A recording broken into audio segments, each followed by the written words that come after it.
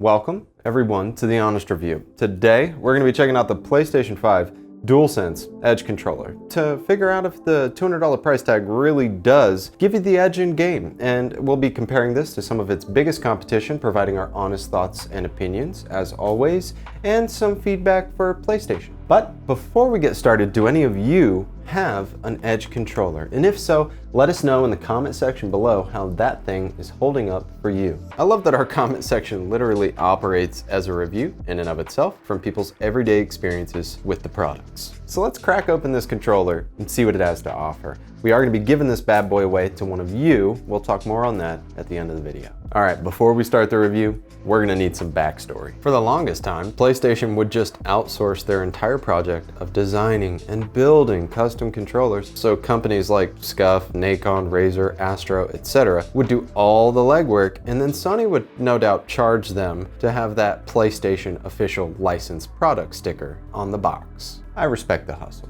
Eventually, PlayStation wised up, realizing, hey, we're leaving money on the table here. And it started with the back button attachment for the PlayStation 4, which came way late into the lifespan of the PlayStation 4, and it sold out quick. The back button attachment was a grand slam, and PlayStation set out to build the Edge. Right out of the box, we have a nice hard shell case. I know the case is made well, and aesthetically, it's not too bad looking, but I don't know about you guys. Every single controller that I've gotten that has a case, I pretty much never use it. I mean, I might store some of the accessories in it, but besides that, nah. Inside the case, we find the Edge and all of its accessories. We've got 4 extra swappable thumbsticks of the domed variant. 2 are tall and 2 are short. So with the already attached 2 concave short sticks, we've got 6 in total. There's also 2 sets of back button attachments. The first set I think of as the SCUF-like variant of paddles. The second set is a half circle design. We'll demonstrate these paddles further later. Then we've got the almost 3-meter long USB-C braided charging cable and the cable locking tool. I like the cable locking tool. It's easy to use, it works well while not looking too clunky. 2 little tabs will extend out into the controller and firmly keep the cable seated. The attention to detail in the touchpad, R2L2 triggers, and the upgraded back grips, all having the PlayStation symbols, is a pretty cool addition. The high gloss black faceplate is definitely going to be a fingerprint magnet, and the controller itself being white is going to pick up all the dirt and grime from your hands pretty quickly after consistent use. And the Edge is naturally heavier than the OG DualSense due to all the additional tech built in. Overall, this is a beautiful controller. I think the Midnight Black version would suit me better, and I wish PlayStation had some different color options than just the white and Midnight Black, but enough on the beauty critiques. Let's get into the features. The original DualSense controller was already packed with features we've grown accustomed to that we reviewed in our original PlayStation 5 review. So adaptive triggers, haptic feedback, and motion control is all baked into the Edge on top of the new features we're about to cover. Swappable thumbsticks are easy to change out. They're not magnetic like the Elite V2, but they click in quite snug with no excess play. Literally less than 5 seconds to swap out a thumbstick. I prefer a heightened right thumbstick for more control and precision while playing shooter or racing games. The adjustable triggers have 3 different settings: full range, half throw, and hair triggers. As soon as we toggle off of full range, the adaptive triggers function turns off. The half throw and hair trigger settings are really best used in shooter games. This allows the trigger to actuate and reset as fast as possible. This helps make repeat shots or follow-up shots register really quickly, and it enhances any semi-automatic fire you may be doing in-game. And make no mistake, trigger reset time can be the difference between winning or losing in-game. These aren't like a mouse click when in hair trigger mode, but they get the job done. I like the PlayStation icons across the triggers as well for some added grip. The back paddles are made of metal, not plastic, and they are magnetic. See? Metal.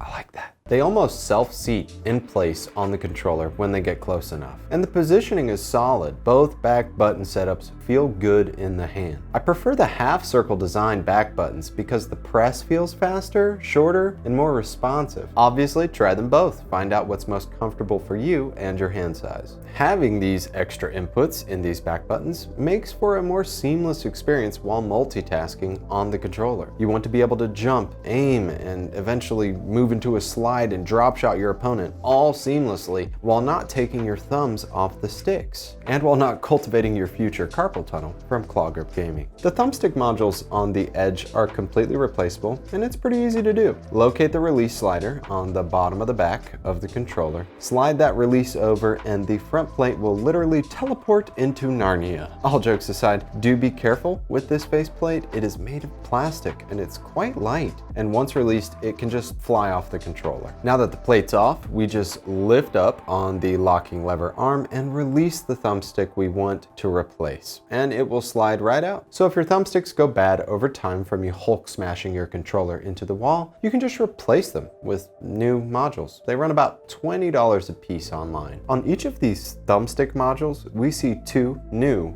function buttons. And these function buttons are going to lead us into the software and utility of the Edge. When we first connect the Edge to the PlayStation 5, we need to plug it in hardwired with the provided cable to the console, and it'll have a little introduction and cover some of the goodies that the Edge has. After that, simply press and hold the function and options button simultaneously, and the custom profile screen will come up on your PlayStation 5. We can make 3 fully customized profiles, which can be saved to the controller. Each profile has full control and customization into the button mapping assignments, stick sensitivity and dead zone, trigger dead zone, vibration intensity, and trigger effect intensity. So once these profiles are created and assigned, we can press the function button and the correlating symbol to the profile we want to swap to, and we can switch over on the fly. You can also control headphone and chat audio volume as well, just by pressing the function button and up and down or left and right on the D-pad. So we can only have up to 3 custom profiles on the Edge at any one given time,